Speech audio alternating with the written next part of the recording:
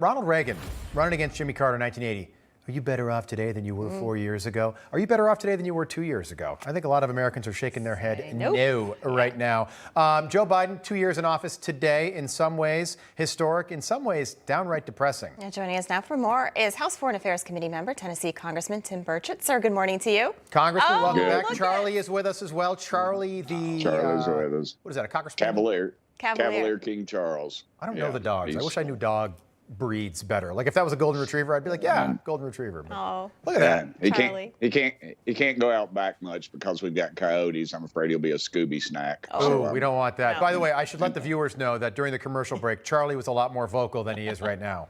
So we asked the congressman to take him with him. So this is a good thing. Congressman, take a look at this graphic. 2 years of Joe Biden in office by the numbers. So 680,000 COVID deaths under Biden, just over 400,000 under Trump.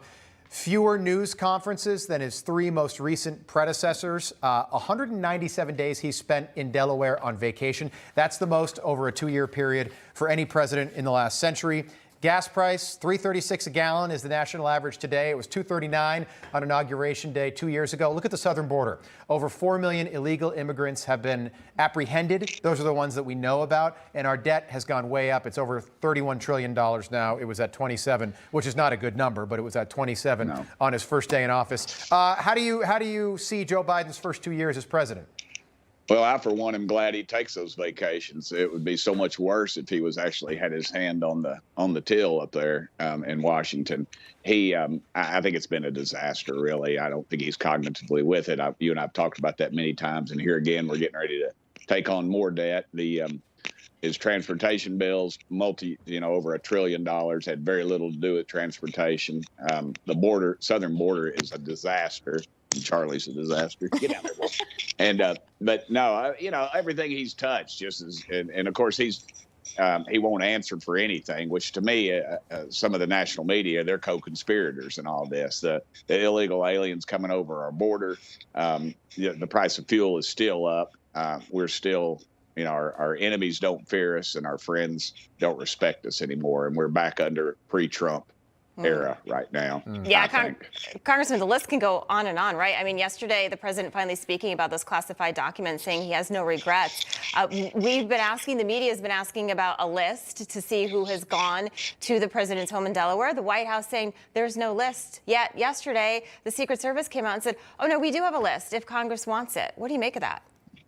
It's just talking out of both sides of their mouth. That's why most of the Democrats have not been briefed on what's on it. They know that it's bad, and they want to have plausible deniability. They want to, stay away from it as much as they can. They don't want to be painted with that brush. And my theory is too that they had to, of course, they had this information prior to the midterm elections. They held it back for 40 days, and then they released it. It accomplished two things. It helped them in the midterms, and it's going to take care of Joe Biden. So I feel like they're going to.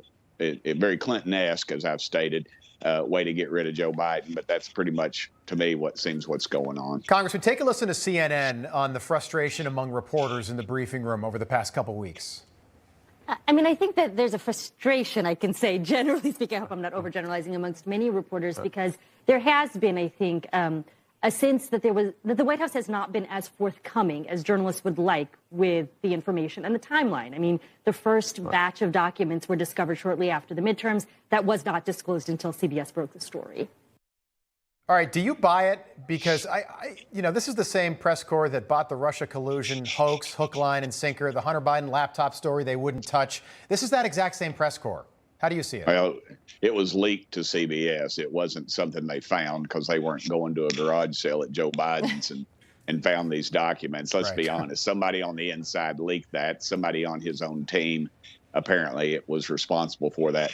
Hunter Biden's running around there with who knows what, strippers, Chinese spies, who knows. And he's clearly in the middle of all this. It's just a disaster. It's a nightmare of epic proportions. And for Clyburn or any of these folks to say this is a success is just beyond me. And it's all they've got. They everything they have is rested on this president, the media, the national media as well. So now CNN and the rest of them are having to say, hey, wow, this guy's not with it all of a sudden, and he hasn't been with it since he took office. Congressman, quick one on the debt ceiling. How does this play out?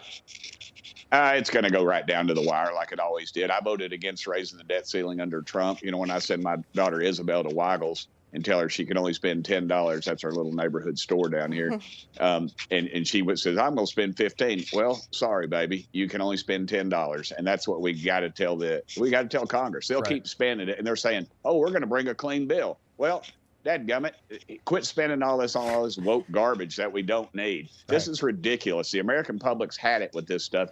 And I say, shut it down. And Yellen, she's just as bad as the rest of them. She'll try to impose as much pain as she can to look, oh, these evil Republicans, when it's the evil Democrats and their woke spending. I like what you tell your daughter. That's great. Yep. Good to see you, Congressman. Enjoyed it as always. Thank you. Charlie. Thank you, guys. Charlie, we'll see you.